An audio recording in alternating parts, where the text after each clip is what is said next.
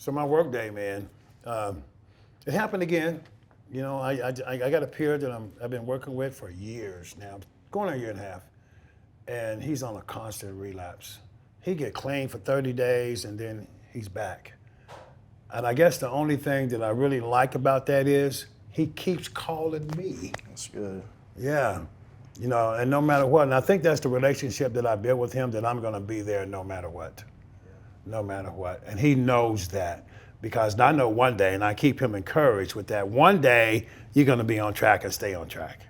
You know? I just wish I could help him really look inside of himself and see why he keeps using. You know, there's something going on there that he hasn't cracked yet, you know, that we're gonna crack in time, I know, because that's how it works. Yeah.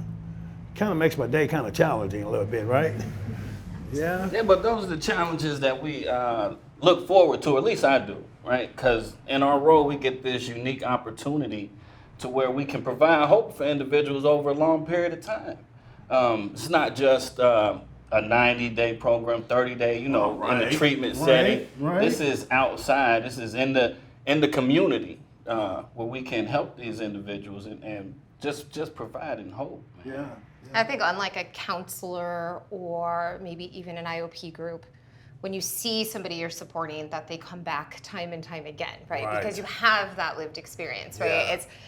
We've been there. I always tell people, like, it's like parenting. I don't ask people without kids for parenting advice because I want to punch them in the face, right? Like, because they just haven't been there, right? And you might have a master's in child development, but if you don't have kids, you don't understand what it's like to be at Target at 5:30 p.m., a grocery cart, and girl on the floor crying and screaming, right? And peer support is the same way. We have that unique lived experience to say, I've been there before, and I'm gonna walk with you. Right. And that's just so powerful. Right, yeah. Yeah, and my position I think is different than a lot of you guys. While I'm not in recovery and I do it as a peer supporter, I've always been the loved one of somebody who's in addiction. So I do really well in communicating with family members of people who are dealing with addiction, because that's huge too, letting other family members know to keep continuing to support and show love to this, person, no matter how mad you are at them or what they've done. When they're in addiction, you still just always have to love them and try and support them.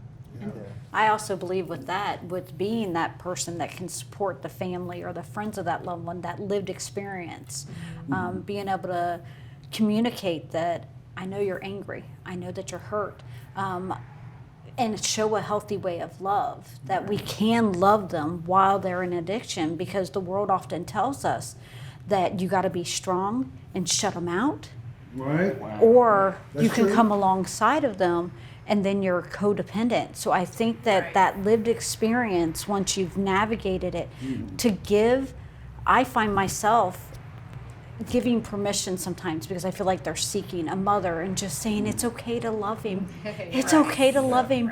It's okay if you want to see him. What might that look like that's healthy for you both? It might There's such a fine line in between Right. that codependency and love. where Exactly, have but you to- can love them, and I think that that's something that for myself that I've learned through my lived experience, and then also coming alongside of others that are going through it, and being in recovery myself, and knowing that during those times, I didn't want help. Because I didn't want anybody to see the darkness, to see the pain. I didn't want to be vulnerable, but I needed it so much, and I needed to be loved. And so to be able to say, during my experience, I needed to know that I was loved. I didn't need them to say your behavior is acceptable or appropriate. I didn't need them to hold back and say your behavior isn't hurting me. Right. And just being able to know through that lived experience, and to be able to come alongside somebody and be able to say, this is what I've gone through, and share what you go through so that, I can learn something else and pass it on to the next one. And I love that that's this community, is that we leave whatever we leave, and it just continues on, to the next person, and we give it away. And I love that about what we do. So I too had a peer like that, Gilbert, that I've been working with, and got this guy into treatment like 4 times. Right. I've actually picked him up, drove him to treatment for him to leave the next day. And it just happened last week, and I picked him up and on like Friday night and let him stay the night at one of our transitional houses, sleep on the couch, get a shower, and get fed, for him to say, well, thanks, but I'm not going to go to treatment now. Right. So I built that rapport with him, and the other day I got off the highway and he was standing there holding a sign. What? And I said, what are you doing, man? He said, you know what? He said, actually, I said a prayer that I would hope that you would find me today. He said, I'm ready to go.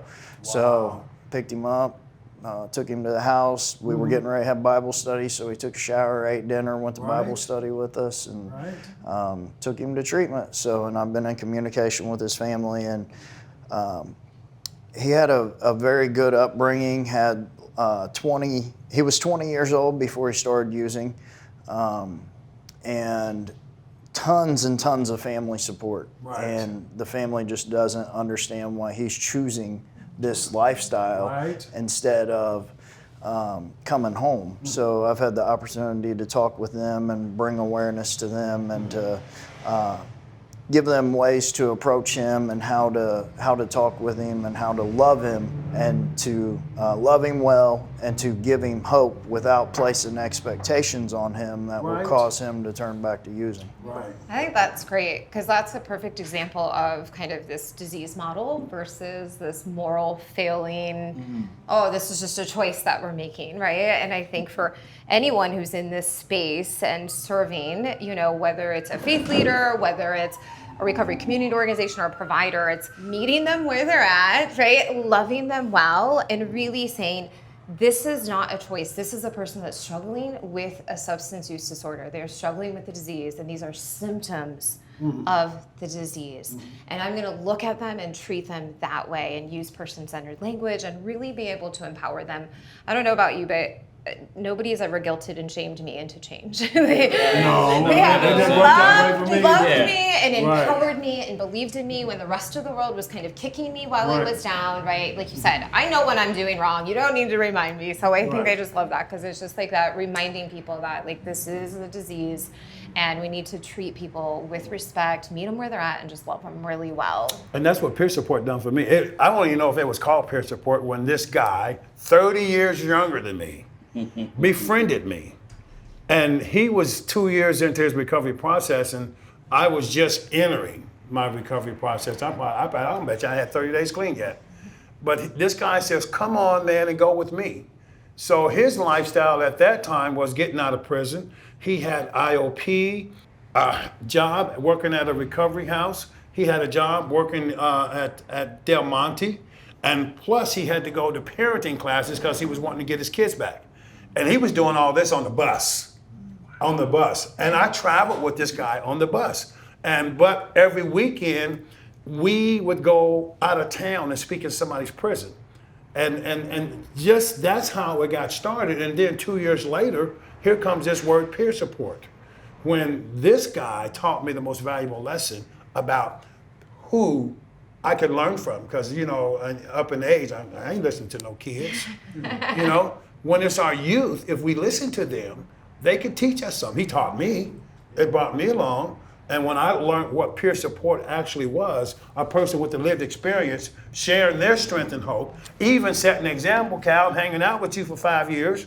I hung out with him for 2 years, and he said, man, get your own program. By that time, I was in recovery, And that's what, and even the family, oh my God, to have them someone talk the right language in their ears about healthy boundaries and still be able to love. Oh my God. And that's the key to peer support anyway. So I always say that we have this X factor, the relatability that some people don't have. And I remember back when I was in treatment, I could tell the counselors that was just talking it out of the textbook and Right. the ones that Yeah. had the lived experience, right? And I also think that it's huge that we actually get the opportunity to show God's love to people and to minister to them, to take them food, to keep coming back and keep Right. checking on them. And so my guy that I was talking about earlier, he's got tattoos of Bible verses and stuff all over his arm. And I asked him one day, I said, do you believe that stuff that you have tattooed on your arm? Right. And so I got to share my story with him, my experience and my faith. Right. And he at one point had like a year and a half clean, had managed some recovery houses down towards Cincinnati. And so to be able to demonstrate that love and show it to him instead of just telling him, and I can't tell you how many times I've handed this guy lunch because we go out and pass out lunches every week, and just built that rapport with him, picked him up a couple times, loved on him, gave him clothes and showers, and just treated him like a human being.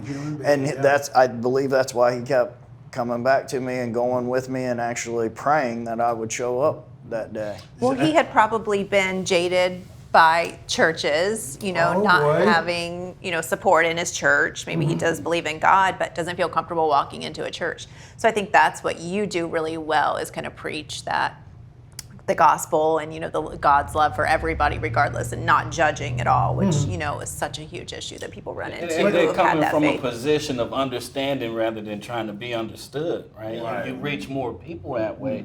And listen, the breakthrough moment, I believe, for me, when I was on the other side, when I was using, was my evidence.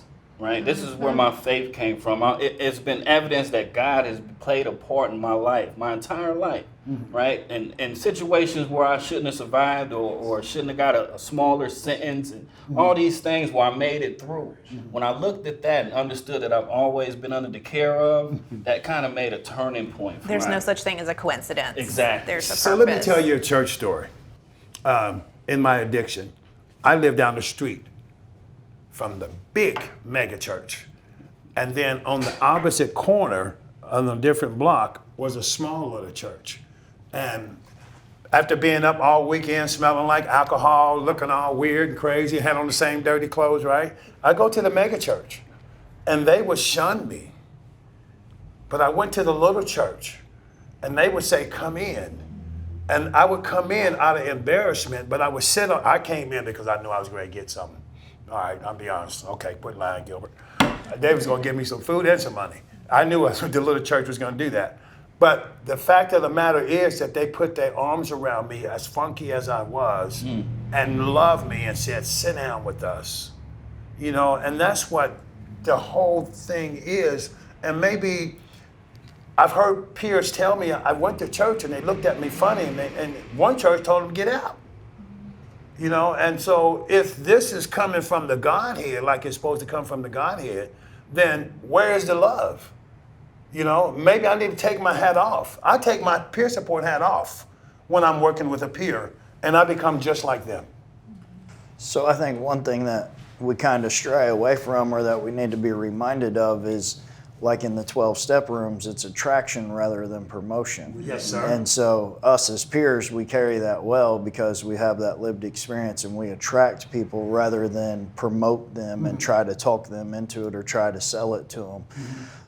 And so I think that coincides with, there's a lot of debate over science and God and faith and recovery, and are the 12 steps separate from the church. And I always tell people, the 12 steps are for people that have been wronged by the church, or casted out by the church, or molested in the church, or whatever grievance they have against the church.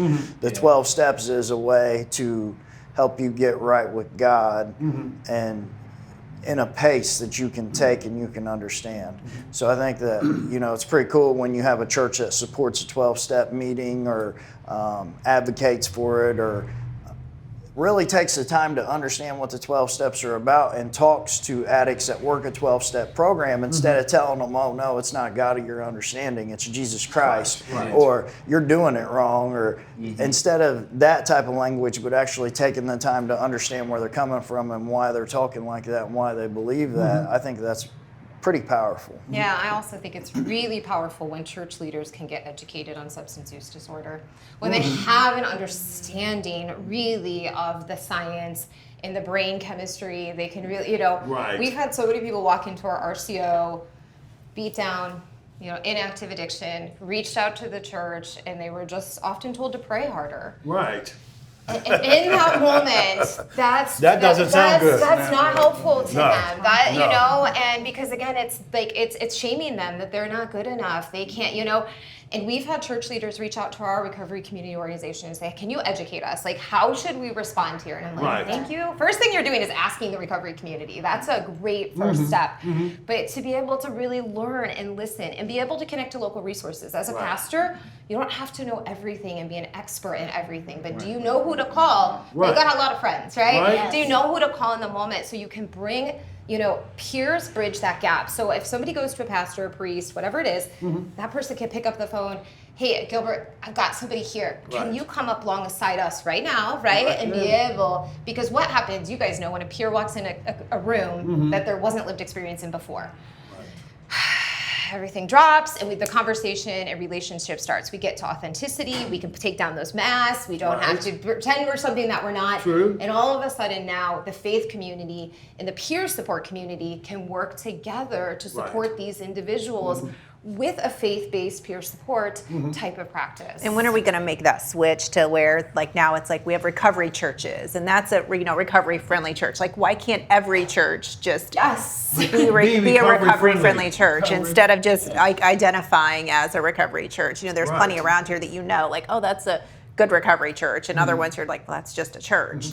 Right, because isn't that the calling, Right, of the yes. church, right? Let's help those that are struggling in the world, right? And I think you said something that's a very key factor, and that's the fact of the matter that if a leader of a church would begin to communicate with the recovery community and become resourceful, they don't have to be resourceful. Right. But the only resource they need is know who to call, right? Yeah. Call Ghostbusters. No. Call. Well, because most of the good pastors that I have had in my life are ones that are flawed themselves. Well, And we all are. that's all Amen. that you have many pastors that just feel like they're not. So those pastors that, admit their flaws and speak about it in service, or, just reach out to people like that and make you feel so comfortable and not judged. Right, it's attractive. My shortcomings and my defects are attractive to someone else who has already got a blemished past, or there's flaws in their history and things like. So I think peers bridge that gap between the compassion that the church that they seem. So I have to always bring it back to myself. For me, it was a point where I didn't believe that there was compassion in the church setting, right? I needed to be reintroduced to God through people who had found or had walked the same path that I did, Right. and had found that empathy and compassion, Right. and were able to give that to me, right? So I could feel that love, right? At the end of the day, it's about love. When I think about God, it's love, right? And how can I be of service to others? Okay. Selfless service. Not Selfless. wanting anything and just wanting the most for you. How can I help? How can I promote love? Were you more trusting of a peer than you were of church leadership? Oh, definitely. Yes. Well, except we have common ground. Well, it was because of my Approachable. upbringing as well. I was forced to go to church Right. as a teen. I was an unruly teen, and my parents forced me to go to church. They didn't go, but they made me go. And then, so the things that I seen Take in the care of church him for us, kind please. of molded what my thinking and my perspective toward religion as a whole was. So I had to be reintroduced. All that had to be broken down. So let me take this example here of working in a faith-based recovery center, which I did. That's where we started out at, Life Enrichment Center, which is faith-based, where I was able to freely say God, Jesus, and be able to have a conversation with a peer at a convenience. Whereas compared to organizations that limit you from speaking faith to more peer support experience. And it's kind of like limited, because I didn't get my recovery until I put two worlds together. I put my faith world and my peer world together, and then I was able to be successful. But I had that example of somebody coming alongside of me, putting their arms around me and not judging me and dragging me along with them. That makes the big difference. That made a difference. And then I saw success. I'd rather see success in church than a judgment in church. If I got there and they were loving on me, man, then hey, but we need to educate them on healthy boundaries too, because we'll come in there and we'll use the church up, right? We will, but if they're educated about what they're dealing with, You know, so that might be an educational point. You know, Yeah. that, you know, we can team up and we can bring some information in there and we begin to work together. Because every pastor know who comes in there off a party high on Saturday. Because we're not a faith-based organization. So we're a recovery community organization. We support multiple pathways. One of those is Multiple pathways. One is a faith-based, but we've been able to come up alongside a lot of our faith partners. They've been Right. strong partners in our county. We work with Celebrate Recovery.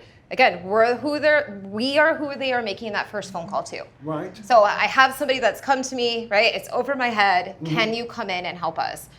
I just don't think we're getting enough of those phone calls personally. I think there's a lot more that I think the church is working on it, but continuing to open those doors so people can be authentic and take those masks and show that you care about people in recovery. That's what our faith community keeps doing, and it slowly, we're growing. In You that don't have to area. understand it. but Right, you- exactly. But level. they reached out to us. Yeah. They said, we don't think we're responding well. Yeah. How can you help us? And I was like, okay, you're asking, so we'll start right there. That's beautiful. Yes. Right. Yeah. And that's something that's need to take place more. I think, Gilbert, you touched on something about having somebody in that church who's an addiction specialist or a champion in that area that can come in and change that conversation, like you said, Right. and is the go-to person when it comes to, well, the pastor doesn't know how to handle this, or we need to bring your expertise and your experience to the table to talk to people. So I've had plenty of opportunities like that at my church, and I'm grateful that my church has allowed me to start a Narcotics that area. Anonymous meeting in the basement. We were every week the STOP program came out to my church, and I got to work with them and share my story Right. with them to instill and inspire hope, right? The whole point of being a peer support person. Right. And eventually that led me to start my own organization. And so now to have a faith-based organization that works with multiple churches Okay. in the community, Yeah. with the probation departments, with the jails, Right. with all of the local treatment centers, and that's really a way to bridge the gaps and to even identify the gaps. So I think when you're higher up, you might have a good idea of a policy or what might be a good idea, but when you're boots on the ground, you really see the need, you really know what's happening. So to get out of the office and get on the street and see what's happening, Get out of the office. that's powerful. Well, And that's where they made the change with where peer support has made that change when AA and NA, was all we had before, and they were supposed to be anonymous and you couldn't talk about it. Separate. So now, peer support has just made kind of talking about your recovery and your addiction not so scary Anonymous. and so anonymous, right? I Right. mean, it was just so hard. Like people were so secretive about their recovery and what they did in their journey, and well, and rightfully so, because there was a lot of stigma and people were treated harshly and cast out. And Right. like the reason we're having this conversation right now. So Yeah. And that a still lot. exists in some addiction in some recovery places. For me myself, I live with an addiction that's not easily recognized by the churches or a recovery community. I'm in recovery from sexual addiction as a female. Right. I was in the rooms as I didn't want to speak about what it was, the humiliation of it. And rightly so. I mean, I had struggles. I went to the CR Leaders Celebrate Recovery, which are our recovery meetings held within churches here, and I went to the leaders and said, I'm struggling with this. I need help. Right. I went to anybody that I could find. I'm like, I need help with this. And I was literally told the church isn't ready for that now. I was lit by more than one place. And so I was going to open NA, AA, anything you can think of, I went to it except for the SAA ones, which are sexual addicts, because that was hard, and, around here, most of them are men. And so I finally had a very good friend who could see that I was hurting myself, that I might have been trying to find recovery in all these places, but that I wasn't going to where I needed. And that friend went alongside of me and in love said, look, this is a problem, this is hurting you. There's these options, let's look into them. If you need me to go with you the first few times, I will walk into those rooms with you. And loved me, loved me in that moment, when I didn't want to love myself, when I thought, woman at the well and everything else, like I condemned myself for everything. But the church couldn't meet my need at that time because they're just not there yet.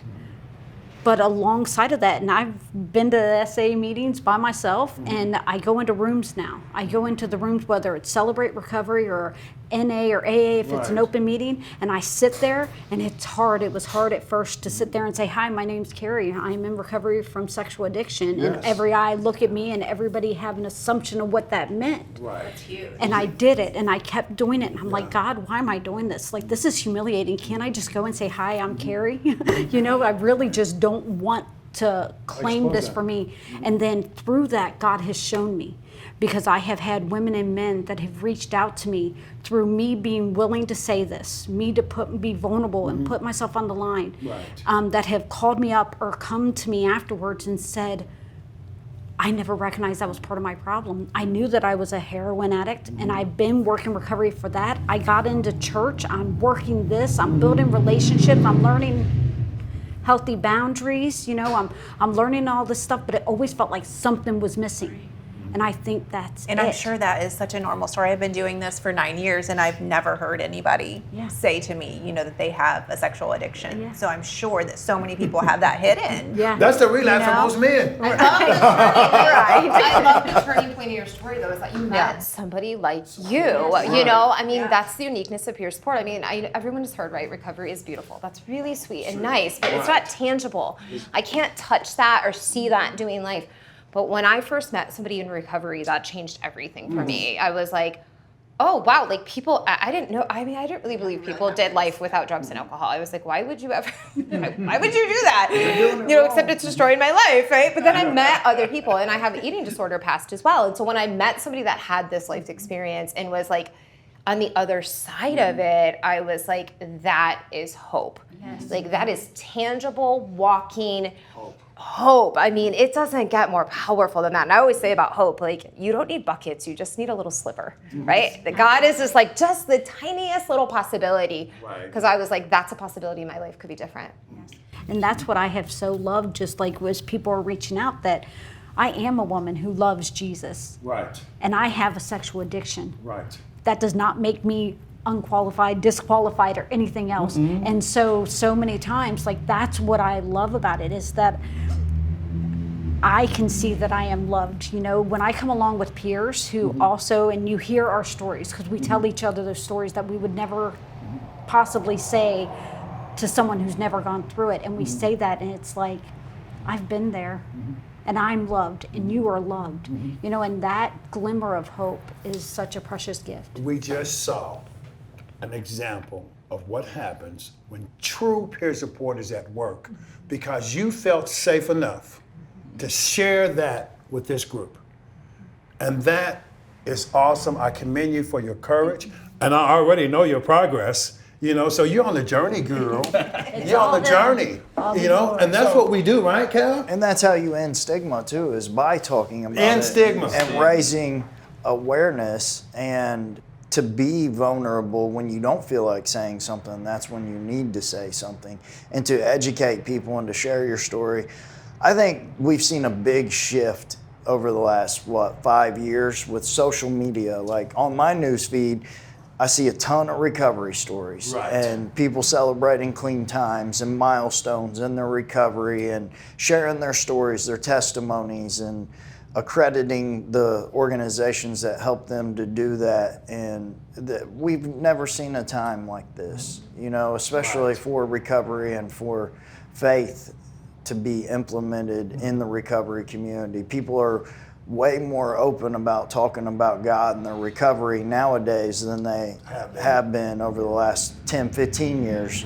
So I think, for me anyway, I believe the dilemma lies in how does a person in the church, say a pastor, reverend, reach out to someone who they don't share that lived experience with? How do they reach out and help? How can they help if they believe, well, I don't have this lived experience, how can I relate to this person, right? What do I do in that position? What did you say? I think often it's just when it comes down to love and like, you might not have that exact lived experience, but like we've all had a struggle.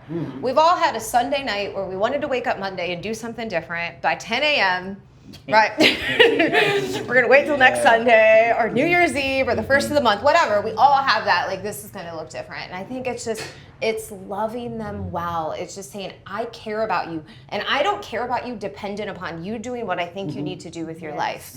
I love you because who you are exactly in this moment. And we are here when you are ready. Wow. And these are the resources that are available. And I think it's, you're not ready right now? That's all right. I'm still here. Right? Tomorrow, I'm still here. Next week, I mean, we all have those people we reach out to, and I'm just like, I don't say, are you in recovery yet? I'm just like, how are you? You okay? You need anything? Yes, Right? And those are the stories we hear later. Cal gave an answer. Cal said in his church, his pastor know nothing about this. So what did the pastor do? He found somebody that did. Yes. And he appointed Cal, the go-to person in that church. So that even me as a peer recovery supporter, I don't know everything. And when I don't know something, I go find somebody that do. So what's wrong with me getting off my pride? Uh-oh, did I go there? Shut up. Pride. What? Pride. And let them recognize there's a problem going on and what can I do about it? And if I don't know, go get I'll Cal. ask somebody. So I think that's the biggest thing is humility and to serve, right? So I often say, as an addict, I want what I want when I want it, and I don't care who or what I have to go through to get it. But on the other side of that, to do something for somebody else and not expect something in return, not holding my hand out waiting for something, is the most rewarding feeling I've ever felt. Yes, sir. So when we demonstrate that to the people that we are serving, that, hey, I care about you. I have your best intentions at heart. Like, I'm not getting anything from helping you. I'm not bragging about it all over social media. I'm not doing this for praise here. I'm doing it to help you, to invest in you, to help you all the way through this. I'm not just going to put you up in a hotel room for the night because you're homeless and think I did my good deed. No. I'm going to help you all the way through All the way this. through. And I don't know how to Yeah. help you. I'm Yeah. going to call somebody who does, and I'm going to hold your hand through that, and we're going to work through this process, and we're going to love on you. And I've seen that the people that have had that experience are some of the most on fire people for God, that are some of the leaders in the churches. That's my story. So I grew up in the church, strayed away from it on my own, and 20 years in addiction. But when I hit my knees and surrendered in the county jail, I did to Jesus Christ. And I came home and got serious, got busy, went to the 12 steps to learn how to live my life Right. from people that have lived experience, Right. and then became an advocate and started programs within my church and became the person to talk to in my church. But if it wouldn't have been for my church being open, loving, supporting, and understanding that, hey, this is a huge need. We've got congregation members who have grandkids that they're raising because their mom and dad have died to overdose, and Right. they don't know how, because there's such a separation in cultural differences from the non-tech age to the kids that are tech savvy. And Right. so just helping to educate and bridge those gaps, I think, was probably the biggest epiphany in my church. And what to touch on, sorry, to touch on just a little bit of what, Kyle, you said about the peer supporters and knowing each other. It's such a small community here in this area of, people who work in this industry and being peer supporters, and just, Kyle and I call each other a lot asking questions. If I can't help somebody, I know who to call in this industry. Greg has called me and I've called him, and we all know each other and we know the niches that we all have and what we work in, and being able to reach out to each other. And I think that's one of the huge things that peer support has done, not just us helping, somebody that reaches out to us. Like, we have a Rolodex of people that we reach out to that all do this, and we know who cares, the same as we do for these people. What power that gives the church too. Yeah. Like, they tap into Yeah. the peer network locally, right? Like, because you don't just get your friends, you get all of our friends, right? And we got a lot of friends. I mean, that's what we do. Limitless. Look at the celebration that's going to come out of this.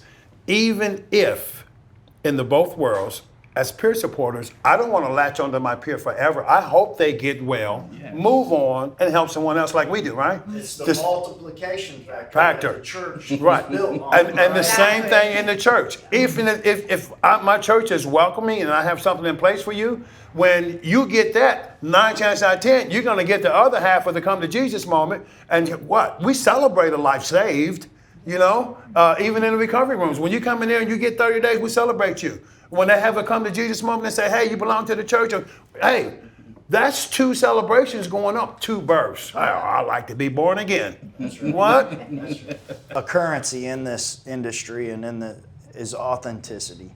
I think you know who is genuine, you know who really cares, and you know who is serving you for the right reasons.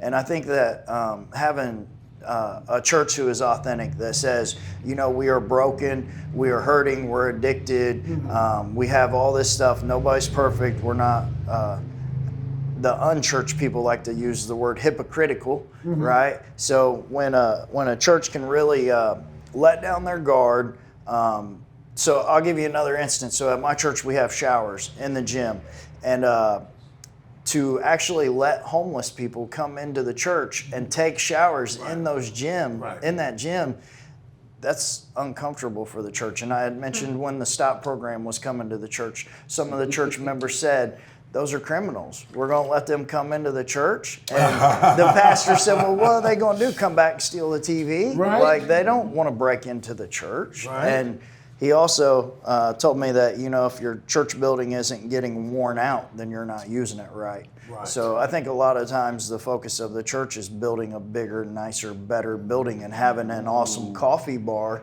when there's homeless people all outside around your church that get ignored when you're driving away on Sunday to go out to eat. Instead of stopping and loving on them and taking them out to eat with you, or blessing them with a meal and treating them with compassion and giving them some of your authenticity, validating them that they're a person and that they're alive, and inviting them into the church to love on them, not to embarrass them or shame them that they need to get off the streets. Right? And that's love in action, right? And I truly believe that God works through people. Okay. Right? And I wake up every morning with the belief that I'm an instrument for God. Right. Right. Okay. And that's why I go out and help. Right. I truly believe I was tailor-made to be a peer recovery supporter. You have to be called to the work, honestly, because it's really, really hard. And I mean, a lot of us have said we don't really feel like we're equipped, but this is a calling for us. I always say, like, this is the mission field for me. This is the church. This is the call. But too many people walk into our RCO distrusting, hurt, and feel judged, and like they don't belong there. They're like, I don't fit that mold. I don't fit in there. What they're saying not to do. I've done all those things. And so I think it's about creating more welcoming, spaces in the faith community, because it really, we hear that time and time again, and it just takes time, and it takes a peer that might have faith. And again, sometimes they have to believe in a power greater themselves. They've got to figure out what that means for them. And I think we have to allow them to be able to do that, and really navigate that space freely. I think too, though, but part of why we sit here is because we've been educated. I know we have to get 30 CEUs every 2 years to keep our qualifications. So we're always, and I see you in webinars. I've been meeting you all over the place, been seeing you in a number of places. And we've met because we're continuing to get educated about what's going on in the system and what's going on around us. And I think somebody already said this at the table, that we need to educate our churches. We need to come together at a peaceful moment and begin to work together and talk about, because that's a big secret in the church too. You know what's going on in your church, but you don't want to talk about it. Yeah. What? Come on now. So what does programming in a faith-based organization look like? Has anybody ever been a part of that? Programming in a faith-based, Kyle? Yeah, so I started Whole Truth Ministries, and we provide faith-based transitional housing for men that are coming out of incarceration. And our qualifications is that somebody must have completed at least 28 days residential treatment or attended a recovery program while they're incarcerated. So for us, we do devotions daily. We have a corporate Bible study on Thursday night where we get all the houses together, and then church on Sundays. So, but we're not. So when people come into the door, we're not a deliverance program. We don't beat them over the head with the Bible. We don't expect them to come in a beaming Christian and have it all together. If that was the case, they wouldn't need to be there. So we don't treat them that way. We love them. Our mission statement is meeting people where they are in their faith and in their needs. So that's pretty basic, but we try to keep it simple, and it's not a one size fits all because everybody comes in a different walk of life. So we really go tailor-made, right? So we tailor the program to their specific needs, meet them where they're at. Because some guys are new to recovery. Some guys have been had clean time or sobriety for years and lost it. Some people, this is their first attempt. So it's really awesome to be able to introduce them to Christ. Or some people have grown up in the church. And a lot of times I tell my guys, like, we're just planting seeds. You know, some are going to grow and they're going to multiply, and we've got guys that have started businesses because they came through the ministry and they're able to employ other guys out of the houses. Right. It's that whole multiplication factor of really just building somebody up so that they can go back into the trenches and pull other people out. That's discipleship. So, and then let's take the limit off this word called recovery. So we automatically think recovery means, when we hear it, substance use issues. It may be some mental health issues going on over here that needs to be addressed, and we're equipped to do that kind of stuff. You know, at least recognize it and send them to the right resources, right? And the recovery is not, that word's not limited. I might need to recover from a bad relationship. I might need to recover from hanging out with the wrong people. I'm not going to be recovered because I got a messed up attitude. Shut up. Come on, man. Huh? You know, and that word, so we don't put limits and peer support on that word recovery because we're holistic approach. We use a holistic approach. We care about the whole individual, right? We don't care just about just part of your, just a recovery life. No. And that's the motto between Whole Truth Ministries, is to speak God's love into your whole life, every area, to build you up with parenting, with financial training, with job readiness skills. And so addiction affects every aspect of your life. Right. So why shouldn't you get spiritual mentorship? Why shouldn't you get work the 12 step? And I think that's something different too, is that we don't tell people that they can't work 12 steps. So we allow our guys to work 12-step programs. We allow them to work Celebrate Recovery programs. We allow them to just go to church, to Bible study. Right. But we encourage them to get a sponsor and get a spiritual mentor at the same time, so that you're working both of those. So we found out about this ACE word too. ACE, adverse childhood experience. You know, and it goes on in our church with our youth. And yet y'all know now that youth peer support is starting to come to the surface, you know, and they need us. The youth need us. You know, even though they talk a different language than us, and they actually dealing with something different from what we've dealt with, you know, so getting to know them like we do anybody else, it ain't no different. And training them, equipping them with the right thought pattern and the right tools for youth peer support. You know, they need us. Yeah, I think the key though too is, like, when you talk about that whole person, it's helping, the peer helps navigate that fragmented system. Let's be honest. Fragmented system. Doesn't matter where you're coming from. Oftentimes people show up being traumatized already. And then seeking help is also traumatizing, right? I make 50 phone calls, nobody returns my phone call, they don't accept my insurance, they don't take this, they barrier.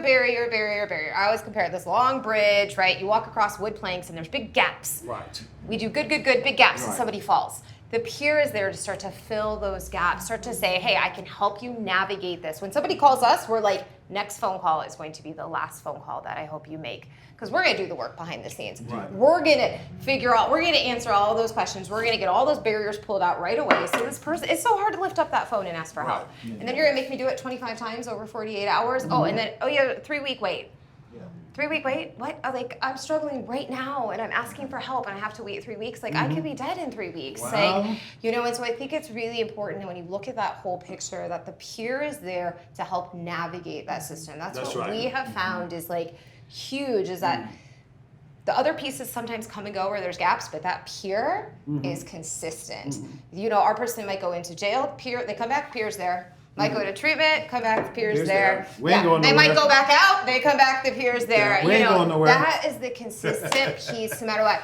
You know, and we find also, 365. You're not answering the phone, Gilbert. Don't answer your phone all the time, 24/7. Peer support with boundaries, but our RCO is able to be open. We're open 365 days a year. So when your traditional facilities and agencies are closing, right, peer support is often there to fill those gaps and help navigate a very, very difficult system. Yeah, it's frustrating, right? And Yes. and sometimes it's hard to identify what barriers you're facing when you're in the problem, or it's really your solution, but it just seems if you're not used to the system, right? And you just want help now and you need benefit, and it's just not happening in an allotted amount of time. We want things instantly, right? Instantly. And we give up quick. Well, they don't have the Rolodex, like you said. Right. Right. We've navigated it, so we know who to not call and who to call. Exactly. Exactly. Well, So- especially when it's discouraging and somebody's looking for that excuse not to keep doing it. Right. Yeah, I'm gonna hang up the Yeah. phone, Yeah. right? It's easier to just give up. So we have to be that encouragement, that Yeah. guidance. That's right. That guiding force to help. Listen, this can Motivating be done. It's force. not impossible. I always say right? recovery equals willingness plus opportunity. Like if there's a math equation, recovery equals willingness plus opportunity. Right? I like that. Yeah, I can't control willingness. None of us would have jobs, right? That would be great. But Right. but opportunity, when they're ready, are we going to meet them where they're at? And are we going to connect them really quickly? Because we know that window, It's short. Short, small. small and Yeah. tight. Yeah. Right, And so it's, right. when opportunity, and I think that's where we have to start. The peer support comes in that opportunity. Is that might be a jail, that might be a church, that might be in a hospital, that might be in the street corner, that might be at a treatment agency. But when opportunity, when willingness happens, opportunity needs to meet it. And that's when we start to see recovery. I just want to let y'all know I'm an advocate for peer support. I know that one word is going to travel into every aspect of our life in every business. So I think we're so important that everybody needs us. I did an outreach one time and talked to this person, and right around the corner from where this person lived, there was a support meeting, and he didn't know about it at a church. So to really get the church outside and to go talk to the people in your community, to ask the community members what their needs are and how the church can meet those needs. It was awesome to just be a part of that and to just see that guy's eyes light up when he said, oh, there's a meeting right over there that I can go to and get help and support. So that's pretty cool to see the church go outside of the church buildings and be the Big C church. Right, outside the church building. That's what I would say. We are in an addiction crisis, whether it's in your city, the state, nationally. Like, this is a crisis, and what an opportunity for the faith community to be able to respond well, to get educated, to bring in peer support, to start filling these gaps, and be part of the solution to a national crisis that is wiping out a generation of people. Like, what an opportunity for the church to do church like Jesus commanded us to do. That's just where I'm coming from, and just like you said, get out of that building, right? And let's really do church and really become part of the solution. Yeah, I came from a seemingly hopeless dilemma. And I didn't believe in God for a long time. It wasn't until others in recovery who loved me back to life Love me back to life. is when I found God again and was able to believe. Oh, I agree with that. Absolutely, Cleve. My story, I did not have a relationship with Christ. I met somebody who was in recovery before I knew I needed recovery. I had such a feeling I was on the other end. I was the don't use my tax dollars for Narcan. They're choosing this, let them wean out themselves. I was that. And this person I spoke that to, we were serving together. I love to serve my community. He was serving God. And this gentleman, instead of coming at me, he's in recovery, and I'm saying these things, and he looks at me and he says, there sounds like there's a lot of pain in that. Would you care to tell me about that? And he came to me in love. I didn't need to defend my opinion. I didn't need to defend why I thought those things, so I let down my guard and I wasn't defensive.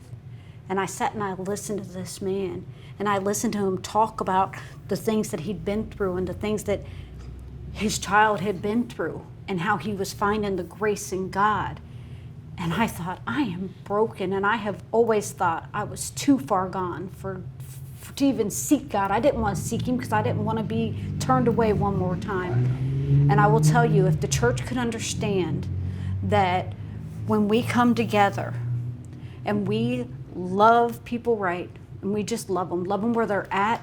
We aren't looking for them to validate what we're doing. We don't need them to sign off our numbers that we had this many people who've succeeded this or, have done this. But it's all just about loving people. I'll tell you what, from that day on, I knew that if his brokenness could find peace and hope in Jesus, that there was hope for me too. So it wasn't just the beginning of my recovery journey. It was the process of me wanting to seek this Jesus that he talked about. Right. And not only that, but in generations. My family now, my children are saved. My daughter is breaking generational curses, all because this gentleman with lived experience that was going to a church with a pastor that taught him how to love well was able to take that out onto the street and into a little cafe and do it. And not just to do it for other people in recovery. I wasn't in recovery at this time. He loves people well. Love well. Yeah, I have a similar kind of experience, not growing up in church either. And, I started going when I was pregnant with my son because I wanted to raise my children in church, even though I wasn't. So it was kind of navigating that, trying to find the right church, where I connected with many of the pastors, but the church community is the one church that I stuck with, where it's like the people that have fellowship at their house on Friday nights and Bible studies, and you feel loved by that church community. I think that's what has to change with the people in addiction and any type of recovery, is just being able to go to a church where they don't feel judged and they don't feel less than when they go into a church. Doesn't matter if they go in after they've been partying all night on Saturday night, because I was there with, with my spouse with me, and he was up all night partying, and we went into church on Sunday and we weren't judged, and he was loved and people opened up to him. So I think all churches need to not have a stigma of being a recovery church. All churches need to be a recovery church. And I think together we can. And that's the real thing right there. Together we can. Yeah. I think that the thing that I love most about our community is the way that our churches work together, and the way that our treatment centers work together, and the way that we've got people getting at the table together to figure out what the other people are doing, instead of duplicating services or everybody trying to create this all-in-one program, but rather learning what the other people at the table are doing and how to share resources and network and fill the gaps in the community, versus we've got everything over here, you need to leave that church and come to us type mentality. Cohesive cooperation and coexistence. Exactly. Right? And once we educate our church leaders, the church leaders can educate their church members. And this is how we get them out of the church and onto the streets. Can educate the leaders. Oh, there you go. A lot of that. Yeah.